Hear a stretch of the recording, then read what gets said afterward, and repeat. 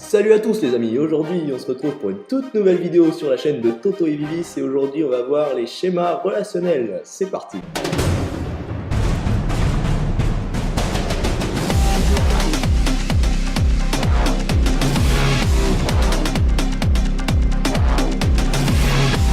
Dans cette vidéo, vous allez donc apprendre qu'est-ce qu'un schéma relationnel, de quoi est-il composé et à quoi sert-il. Il y aura donc 3 parties dans cette vidéo. Commençons par la première partie. Qu'est-ce qu'un schéma relationnel?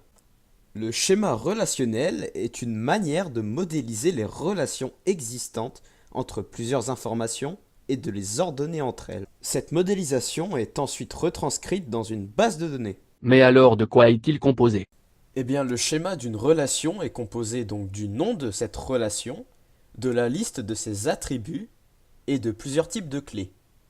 Il y a plusieurs sortes de clés, des clés primaires, des clés candidates, ainsi que des clés étrangères. Les clés primaires sont uniques, elles sont à la base de la relation, permettant généralement de l'identifier. À noter qu'elles apparaissent toujours en première position et sont soulignées. Une clé étrangère, elle, est une clé primaire venant d'une autre relation. Elle permet de lier les relations entre elles. Pour mieux comprendre comment cela fonctionne, voici un exemple que nous allons décrypter. Ce schéma relationnel comporte des noms de relations, comme coureur, équipe, pays, étape ou temps.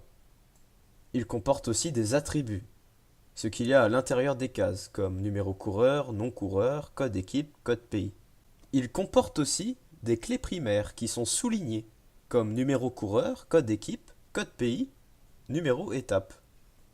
Ces clés sont qualifiées de primaires car elles sont uniques. En effet, prenons l'exemple du coureur. Le coureur est principalement identifié grâce à son numéro coureur qui est unique. Il y a aussi des clés étrangères qui apparaissent avec un petit astérix, comme code pays, code équipe, numéro coureur ou numéro étape. Ces clés sont qualifiées d'étrangères car elles sont initialement présentes comme clés primaires dans d'autres relations. Leurs fonctions sont donc de lier ces relations entre elles. Par exemple, toujours dans le cadre du coureur, le coureur se voit attribuer un code équipe ainsi qu'un code pays. Ces codes permettront d'identifier l'équipe du coureur ainsi que son pays. Et donc pour terminer avec notre troisième partie, à quoi sert le schéma relationnel? Et donc le schéma relationnel permet d'illustrer un certain nombre de relations entre elles et de les stocker dans des bases de données à de multiples fins. J'espère que cette vidéo vous aura été utile et que maintenant vous maîtrisez le sujet du schéma relationnel.